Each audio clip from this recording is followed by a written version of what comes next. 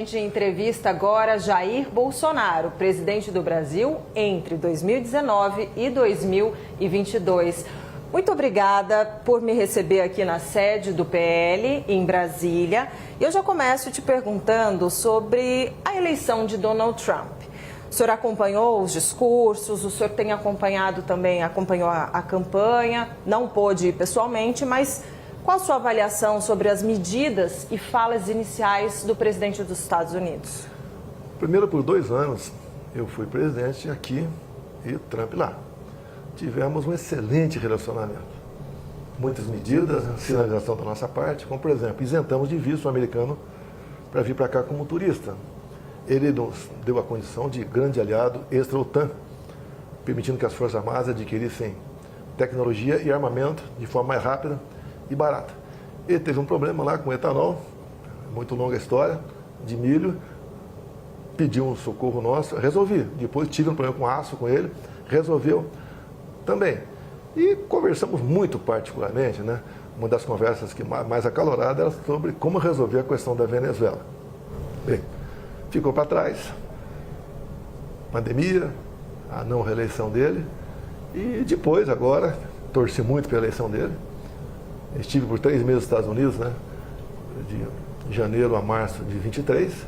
Conversei com muitos brasileiros lá e já era um clima favorável a ele, no coração desses brasileiros. Torci, graças a Deus ele chegou e, obviamente, eu ouvi todos os discursos dele. O primeiro foi o mais importante e ele realmente já começou a dar sinalizações claras que é o resgate da América do Norte. E uma coisa que ele fala e reverbera para o mundo todo é a questão da liberdade de expressão. Tanto é verdade que os grandes CEOs das Big Techs, os donos, já estão perfeitamente alinhados com ele. Acho isso excelente para nós.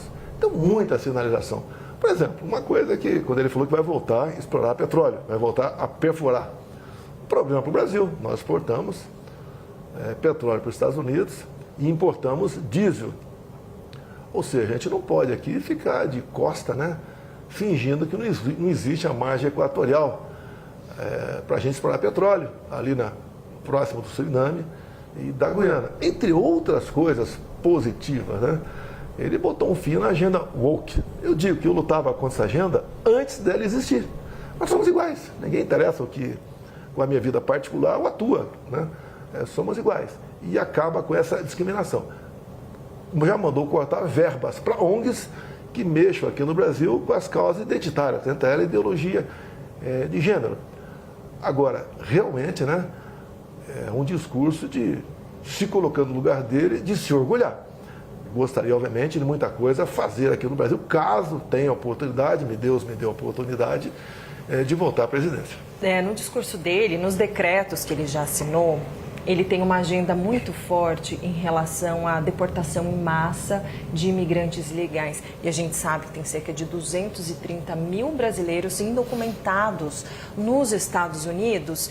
Eu queria te ouvir sobre essa preocupação com as famílias desses brasileiros, com esses brasileiros. Qual que é o posicionamento do senhor? Lá é a casa dele, como aqui é a nossa. Quem não está de forma legal tem que buscar uma maneira de se legalizar. Não são apenas brasileiros, se calcula um pouco mais de 10 milhões de ilegais lá. Uma parte disso foi gente que não tinha qualquer qualificação para ir para lá. Empurraram para lá muito tipo de gente que frequentava até presídios em outros países. Então ele está fazendo a coisa certa, foi compromisso de campanha, ele já começou a fazer esse trabalho lá. Você pode ver o Brasil, se você ver a nossa lei de imigração, eu acho que é 16, 17, é uma coisa que é para trás. Se chegar um navio num porto de Santos, com 2 mil estrangeiros ali dentro, que seja de onde for, ele passa a ter direito mais do que nós brasileiros, não pode ser assim. No meu governo, eu não aceitei aqui ou melhor, não aceitei ninguém vir para cá, a não ser um pouco mais de 200 afegãos, que eram cristãos, a pedido de lideranças evangélicas e do judiciário também. Trouxemos esse pessoal para cá. Mais ninguém além disso. São costumes diferentes, são pessoas que não agem conforme a gente age. É pessoas que têm comum se casar com uma menina de 12 anos de idade. Você não pode admitir isso. Isso está na nossa lei, que você tem que respeitar e reconhecer as origens dessas pessoas, a sua cultura, a sua formação, isso não pode acontecer. Agora, se você olhar o que está acontecendo com muitos países da Europa, você cai para trás. Estão perdendo a sua identidade. Alguns achavam que essas pessoas iam chegar lá e ser grato àquele país, muito pelo contrário. Estão com uma agenda própria, cuidando de si e trabalhando para que esse novo pedaço de terra seja semelhante ao que eles ocupavam anteriormente. Então, a Trump não mentiu e está fazendo a coisa certa. Nós não temos esse problema aqui. E eu acho que ele está fazendo o que prometeu e no lugar dele faria a mesma coisa.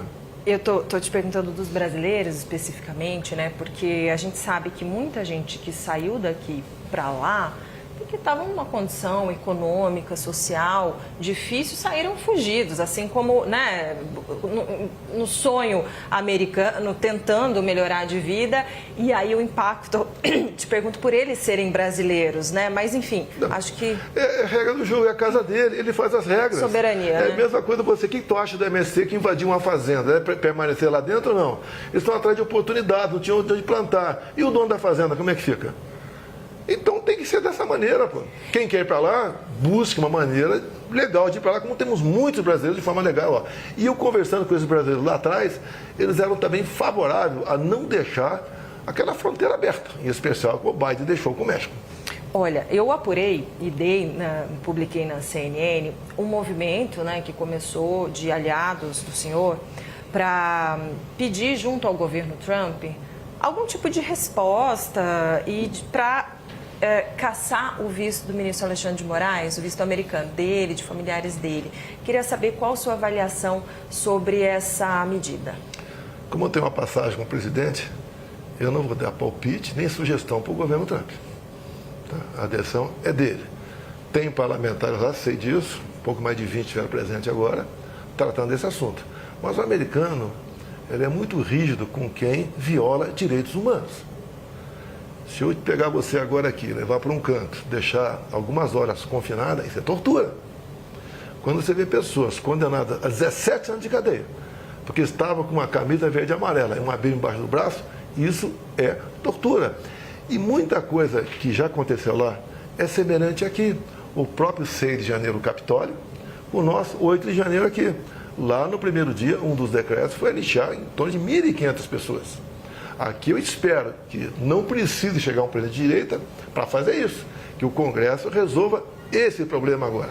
Então, quem viola direitos humanos, eu até perguntaria, né?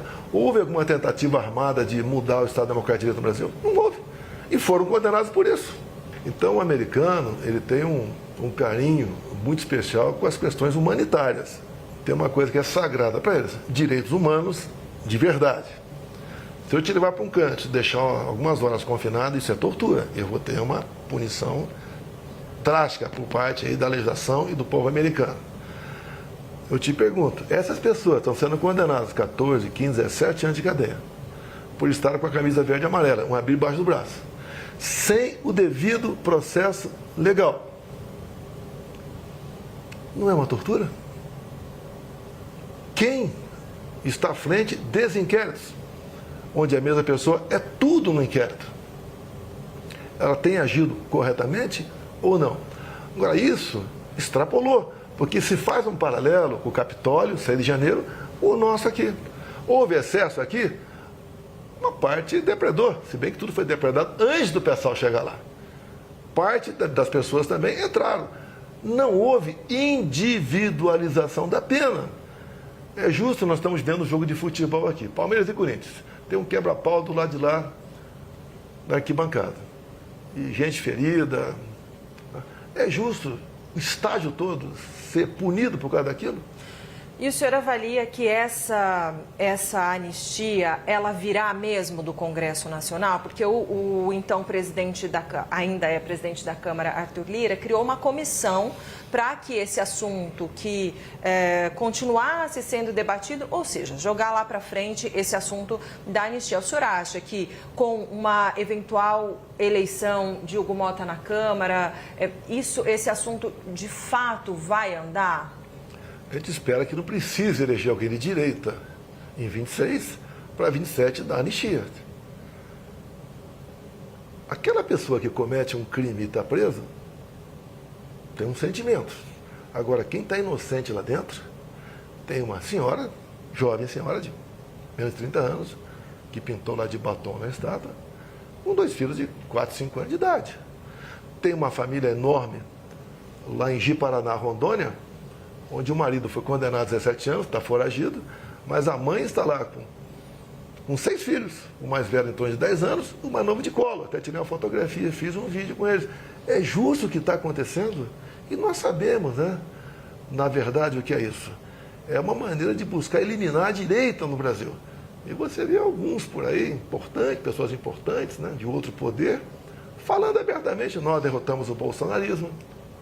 O bolsonarismo é o pior que tem no mundo. Tá? E você só vê medidas restritivas, desde antes das eleições, só em cima da direita.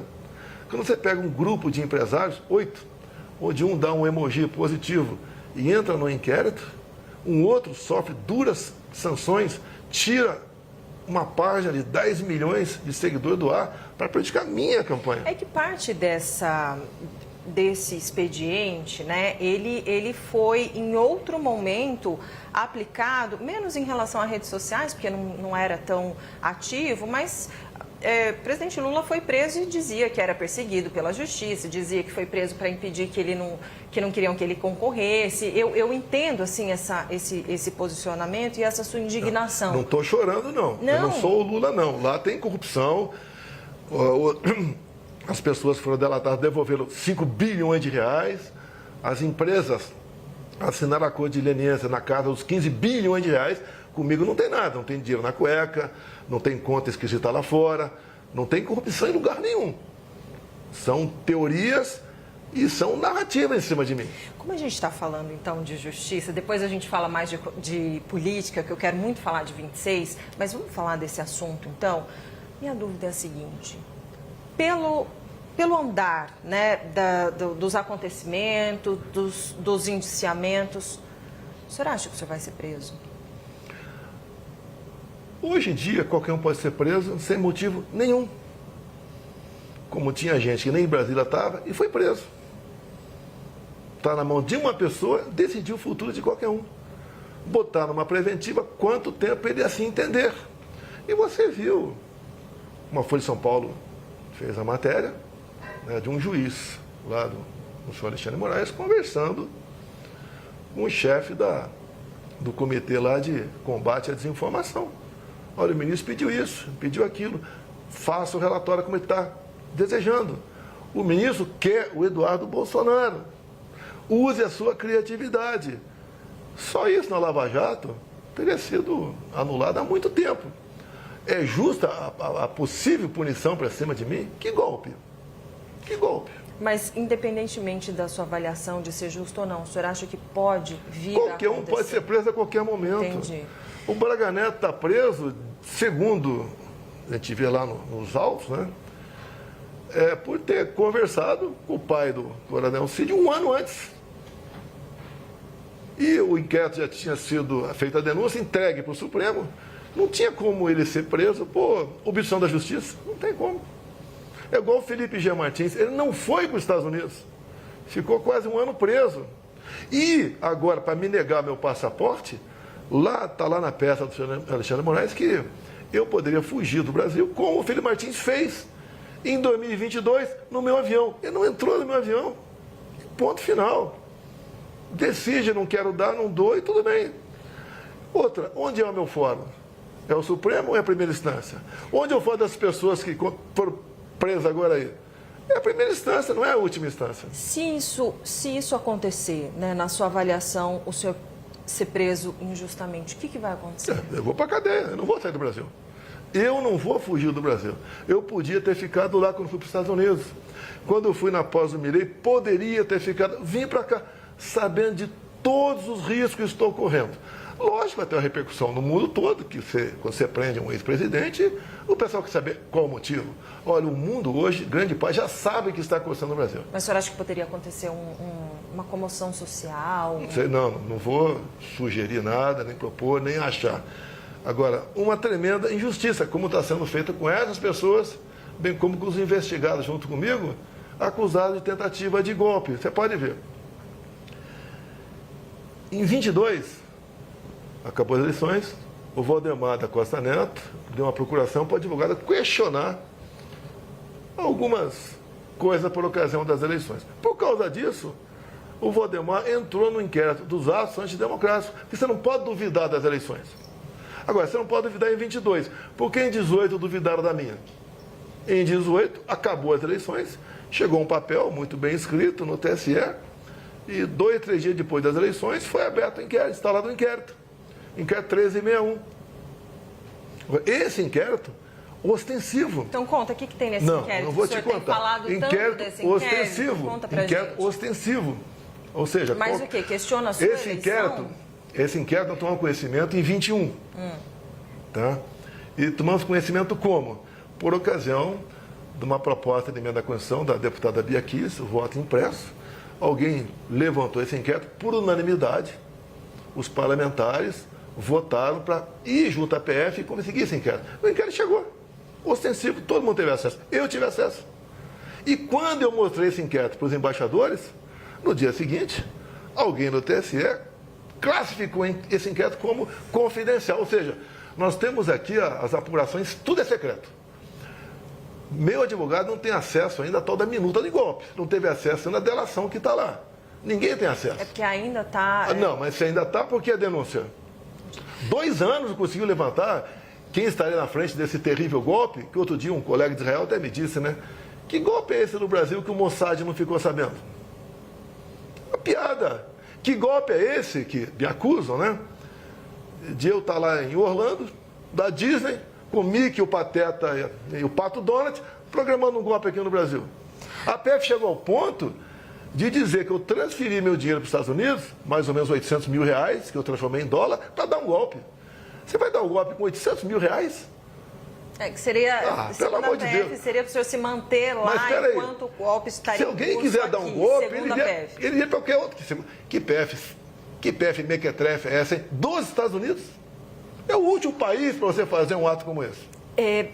Ainda, só para a gente concluir esses temas, né, de investigação, algo que chamou muito a atenção, e eu queria saber se o senhor teve conhecimento em algum momento, a história dos kids pretos, do plano para matar Lula, Alexandre de Moraes e Geraldo Alckmin. Olha, quem porventura escreveu isso aí se responsabilize.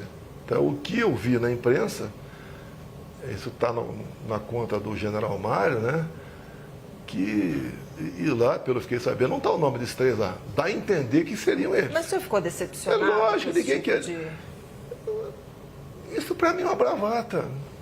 Uma bravata. Você vai sequestrar e envenenar? Vou te sequestrar e botar um comprimidinho na tua boca? E acontece, pelo amor de Deus. Acontece. Pelo amor já de aconteceu. Deus. Os caras vivem com N seguranças. Sim, mas Um crime impossível. Essa discussão, assim, essa cogitação, né? O senhor fala que sempre jogou nas 4 linhas, etc. Esse tipo de discussão é um pensamento? Falar isso, tudo bem, poderia não concretizar, mas te decepciona? Porque o senhor não pode pessoas com uma certa idade, com a experiência que tem, escrever só umas besteiras dessas. Não tem sem cabimento. Não tem cabimento. Tá? Vamos falar de política? Vamos lá. Quero falar sobre... Bom, a gente começou falando sobre Trump, porque eu queria saber o seguinte. Parece que a eleição dele, a vitória dele, agora todo esse movimento, ele deu ainda uma reacendida mais na direita aqui no Brasil. Como o senhor vê esse movimento? Eu acho que no mundo todo, né? O meu filho Eduardo, que me representa realmente, representava e agora me representa também em muitos eventos fora do Brasil, vai retornar. Eu vou conversar com ele a tomar pé do que realmente tem para o Brasil. Eu acho que de imediato nós aqui vamos conseguir a liberdade de expressão de verdade. O Trump mesmo diz... De que maneira isso mas pode as Big Techs não vão ter mais chegadores. Tá? Vão ser notas da comunidade. Aqui mesmo, tá? Que aconteceu com o X, até durante as minhas eleições. O TSE determinava que essas Big Techs aí cancelassem, né? Desmonetizassem páginas, derrubassem as páginas. Isso não vai acontecer mais. Até essa própria reunião ontem aqui na AGU. Da AGU, os caras não foram, pô. Você está ignorando, pô. Tá ignorando. Tinha que fazer o quê? Vai fazer o que fizeram com o X, 30 dias afastado? Vão fazer com essas plataformas todas? Tira o WhatsApp Como é que fica o Brasil? Como é que fica o Brasil? Tá, vão voltar a idade da pedra? Vai ser sinal de fumaça, tambor? Se bem que isso é o interesse, também entendeu? O atual governo aqui está aí. Mas o senhor também o senhor continua sendo uma pessoa que defende muito a soberania do Brasil, né? O senhor como patriota defende muito a soberania do Brasil. Também, a gente tem leis aqui, não é? Tem lei para vocês. Para quem está lá em cima não tem lei, não. Faz o que bem entende. A questão da legislação, eles nos respeitam, mas nós temos que respeitá-los também. Quando o Brasil, via Lula, por exemplo, não reconhece o Hamas como um grupo terrorista, que podemos pensar disso? Quando o Lula reconhece o argumento do Lula legitimidade é porque a ONU não reconhece, nas eleições né? venezuelanas, você quer que o pessoal de lá pense o que de nós aqui? O Brasil já perdeu a confiança do mundo. Tá? Esse é um grande problema para todos nós. Tem muita gente falando assim, olha, com a eleição de Trump, ele vai poder pressionar de alguma maneira para que algumas coisas como essa, né, que o senhor disse, da liberdade de expressão, ou, né, de uma liberdade maior das big techs poderem agir diferentemente da nossa legislação. Gostaria de entender, assim, de que maneira o senhor acha que realmente pode inspirar, ou ele próprio, de alguma maneira, influenciar a política ou alguma medida por aqui? Olha, eu tenho alguma liberdade com ele. Quem tem muita liberdade é o Eduardo. Mas nós sabemos o nosso local, né? Nosso lugar. Ele, praticamente sem decreto, eu achei, a maioria que interessava, alguns interessavam para nós, achei excepcionais. Tem a ver, vai ter reflexo na economia aqui no Brasil. Não há dúvida no tocante a isso aí. Eu jamais vou pedir sanções contra o meu país.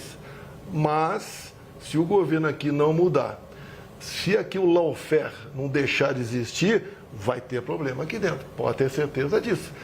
Uma coisa eu digo, se eu tivesse movimentado tropas, generais, não sei o quê, ou a tentativa de golpe. Agora, um ou outro escreveu um negócio lá. Comigo você não viu nada. Você não viu eu aí com cabo e soldado na rua aí falando qualquer coisa. Me rotular de golpista, querer me botar 30 anos na cadeia, vai ter pressão de fora. Aqui pode ter retaliação. Aqui é lógico que vai ter retaliação. Aqui, e a retaliação em que sentido? Porque olha só, eu não vou dar palpite como o governo americano deve agir ou não. Tá? Quando você perde um mandato, muita gente vira as costas ou simplesmente se afasta de você. Chefe de Estado não é muito diferente. Alguns chefes de Estado pelo mundo eu mantive relacionamento, como por exemplo o Trump. Quando ele saiu, o senhor continuou presidente, eu fui o último chefe de Estado a reconhecer a vitória do Biden. Tem um significado para eles. Ele convidou acho que 5 ou 6 chefes de Estado. Eu não era nada, eu sou ex. Né? Me convidou, juntamente com a esposa. Lamentavelmente não pude ir. Fiquei muito triste, queria acompanhar a minha esposa, que só retorna no sábado, que amanhã tem uma marcha lá contra o aborto nos Estados Unidos. Ele sabe disso. Alguns do primeiro escalão dele, né, se manifestaram contra isso aí. É uma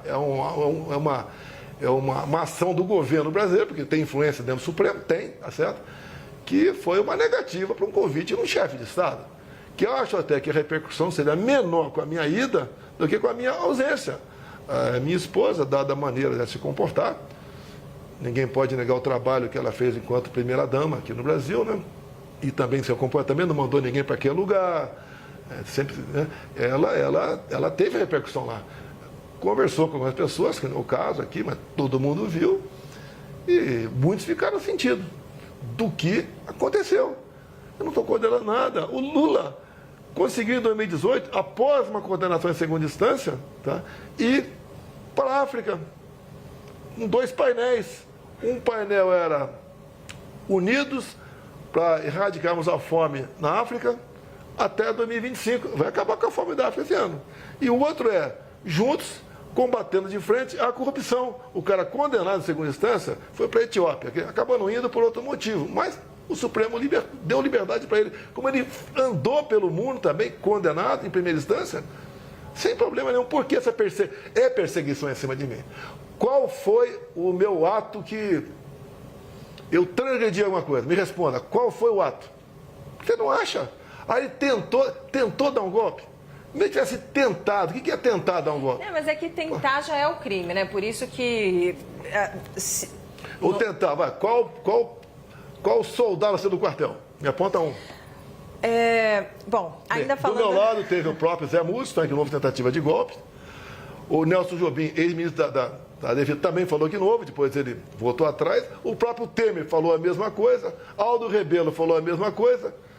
Pô, golpe só na cabeça de uma pessoa aí, não é nada. Só te fazer uma provocação. O seu atual advogado, Celso Vilade, chegou a falar que tinha sido golpe e agora diz que não, né? Mas ele falou, e eu ouvi a entrevista dele, tá?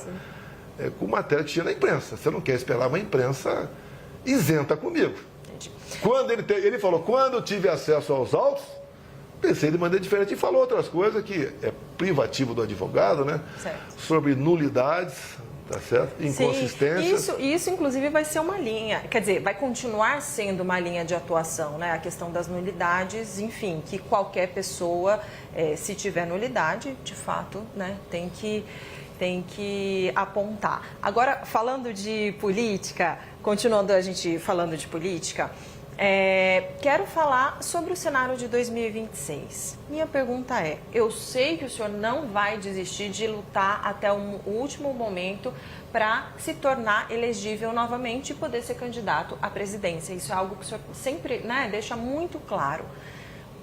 Falando sinceramente, que eu sei que o senhor é um homem muito franco, o senhor acha mesmo que dá para até 2026, devido à conjuntura, o senhor voltar a ser elegível? Se eu não for candidato, por uma perseguição de um ministro, que diz que eu abusei do poder político ao me reunir com embaixadores. E a segunda, elegibilidade. Abuso de poder econômico. Quando acabou o 7 de setembro, deixei minha faixa na palanque e fui num carro de som, que era do Silas Malafaia, e falei para quase 1 milhão de pessoas. Não gastei um centavo naquilo. Não usei a estrutura do 7 de setembro para falar com o povo que estava ali fora. Isso daí é uma negação à democracia. Quem deve escolher o seu representante é o povo e não um ministro do TSE.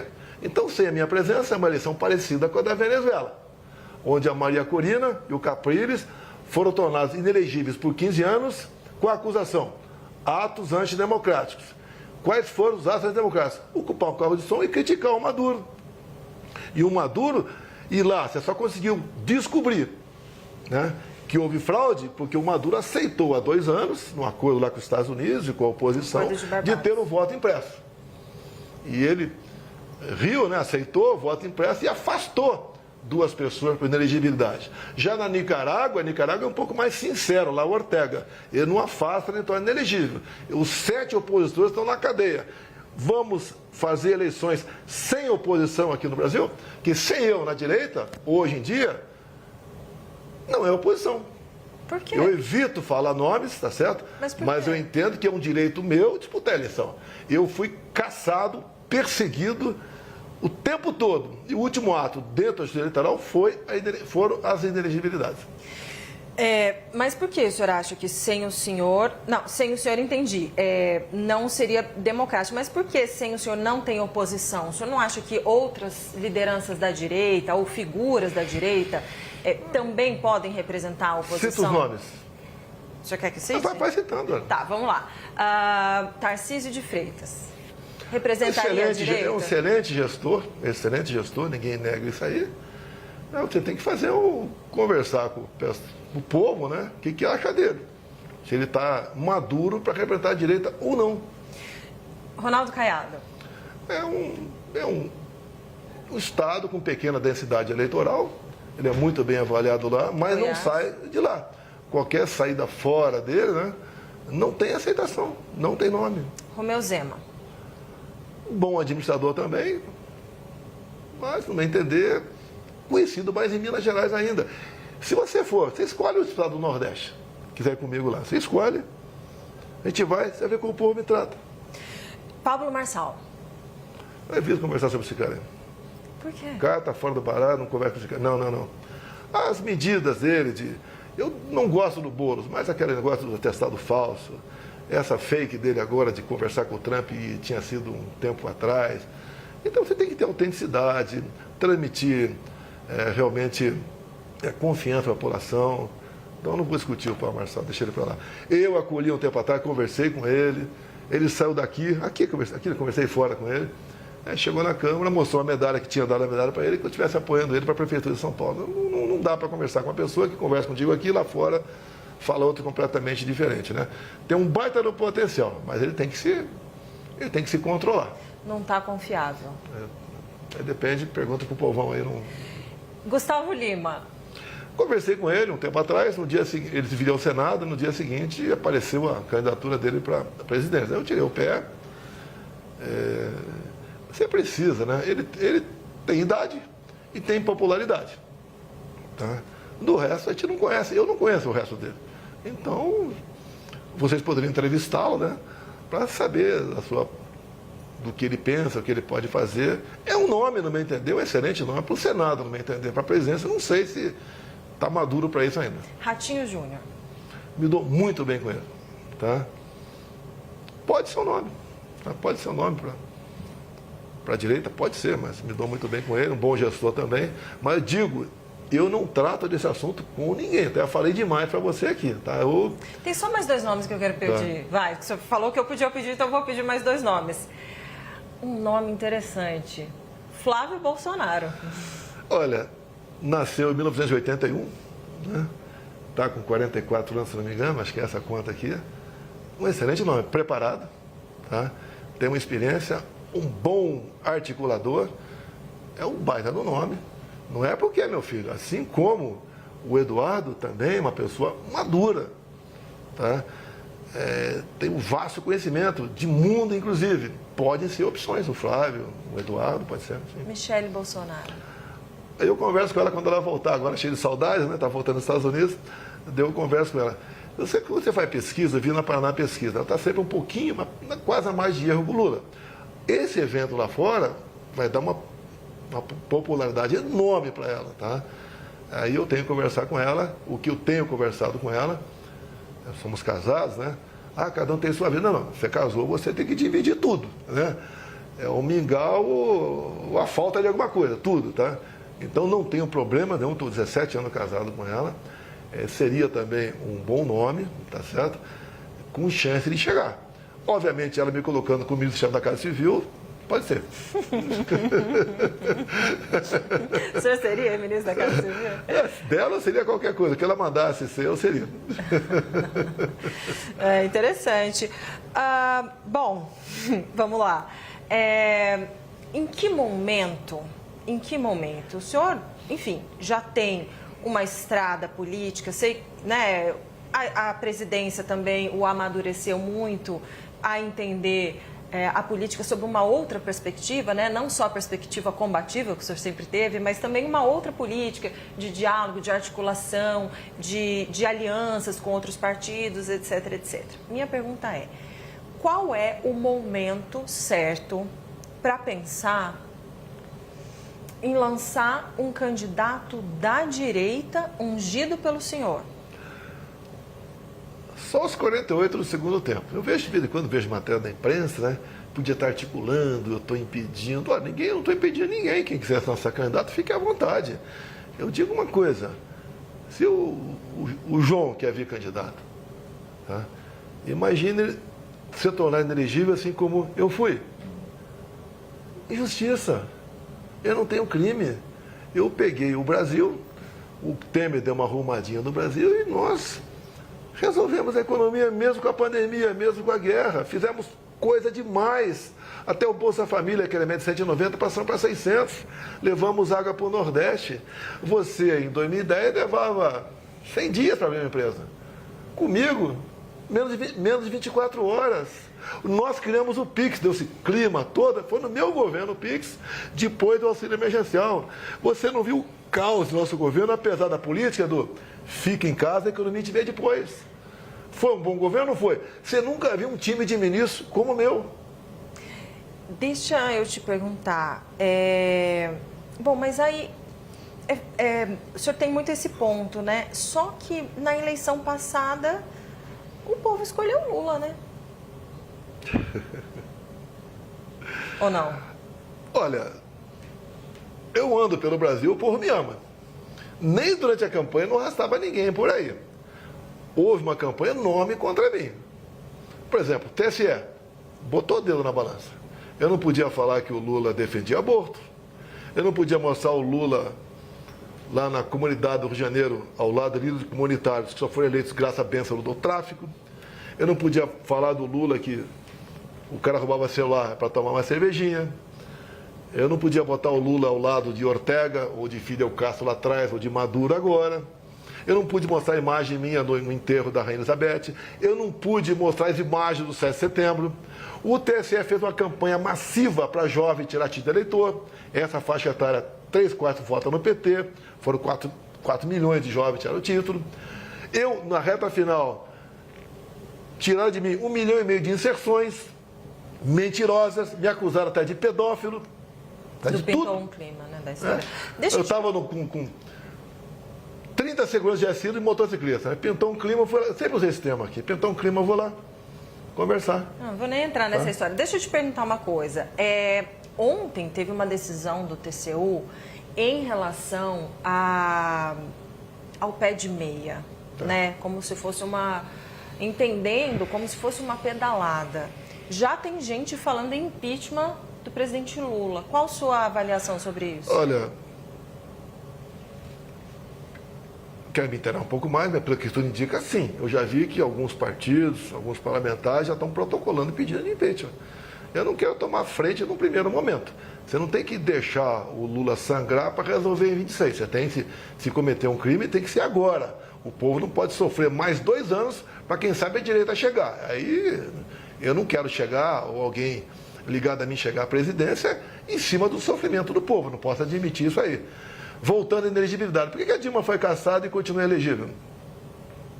Por que o Lula foi tirado da cadeia, anulado tudo lá, não sei o que lá, elegível? Por que eu fui inelegível? Qual foi meu crime? Voltando então, de novo, o senhor puxa daqui, eu puxo daqui.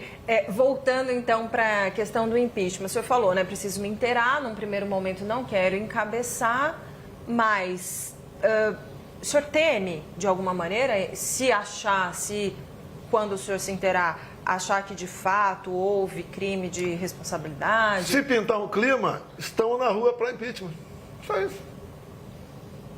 Ponto final. Não pode um presidente ser responsável fazendo um programa desse às vésperas das eleições municipais. Imagina se fosse eu. Tá? Vamos falar um pouquinho sobre presidência da Câmara e do Senado, porque já, no dia 1º de fevereiro, haverá haverá eleição, né, para as presidências das duas casas, e a gente sabe o quanto é importante, né, para a política, para tudo, a presidência das duas casas. Parece que o cenário está resolvido. Sei que o senhor já explicou isso muitas vezes, mas qual é a expectativa do senhor, né, enquanto uma grande liderança da direita, em relação, vamos começar por Hugo Mota, a possível eleição de Hugo Mota à presidência da Câmara? O que o senhor espera dele? O senhor conversou com ele, Deixa eu falar uma verdade, primeiro sobre Arthur Lira. Ele foi um grande aliado meu. Momento difícil no Brasil. Se não fosse o apoio do Arthur Lira, nós não teríamos, por exemplo, zerado os impostos federais dos combustíveis. Não teríamos botado um teto no ICMS dos combustíveis, entre outras coisas.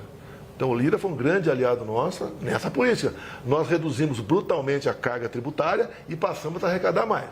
O Lira, obviamente, quer fazer seu sucessor. Conversei com ele. E ele é um grande articulador, ninguém pode negar isso aí. Conversei com o Tineu Cortez, com o Rogério Marinho, com mais outros parlamentares, e a ideia foi seguir com o candidato Hugo Mota do Lira. Está tudo resolvido até o momento. O senhor conversou com o Hugo já? Já conversei com ele também. O que nós queremos dele? Alguns falam, querem isso, aquilo. Querem anistia. Nós queremos que, se chegar um pedido de urgência para anistia, que ele bote em votação e, uma vez aprovado, bote em pauta. Só isso. Siga o regimento. Isso foi ele topou. Acertado com os dois. Tá. Lá no Senado, está decidida a eleição do Alcolumbre. Sim. Eu sou apaixonado pelo Alcolumbre. Não sou apaixonado por ele. Tenho um relacionamento com ele. Tal pessoa é melhor. Pode até ser. Mas está decidida a eleição lá. E o que acontece? Nós tivemos candidato em 23. Perdemos. Rogério Marinho. Então, não temos nenhuma comissão, não podemos convocar nenhum ministro, nada, e não temos mesa. Se nós repetirmos aqui essa tentativa, vão ficar mais 2 anos como zumbis dentro da Câmara. E mais ainda, quando você não pega um cargo na mesa, não, uma vice-presidência, secretaria, outro partido vai pegar, vai se fortalecer contra a gente. Do Senado, o senhor espera o quê? A mesma coisa da Câmara, junto ao Davi Alcolumbre. Botar pautas em votação. Cumprindo exigências regimentais, não nos deixe de lado. É isso que nós queremos. Olha, eu quero te agradecer imensamente por esse papo. Acho que passamos por vários assuntos, né? Te agradecer. Só uma última pergunta. Quero saber da sua saúde, como é que tá? Eu estou com 69 anos, fazendo 70 daqui a 2 meses. A facada eu sobrevivi por milagre. Furou a mesentérica, tá? Já tive 4 obstruções aqui intestinais, mas me considero bem, tá? Apesar da idade. É meu passado de atleta. Já ouviu falar isso aí, né? Por causa da pandemia lá, né? É meu passado de atleta. E estou com gás, tá? Para continuar aqui achando a maneira do nosso país se libertar do comunismo, do socialismo, da corrupção, de tudo que tem de ruim aí. Não dá para imaginar um país tão rico como o nosso, o povo viver de forma pobre. Não dá para admitir. Tem que mudar isso aí. Obviamente, eu sei que é muito difícil, mas se eu conseguir voltar a ser elegível, eu me elejo. Mas o senhor falava que sentar na cadeira era dor de cabeça, era uma tortura. O senhor quer voltar? Pretendo, porque eu não tenho obsessão pelo poder, eu tenho uma paixão pelo meu Brasil. E sei como fazer a coisa melhor agora, o que eu acho que poucos fariam ou teriam a coragem de fazer.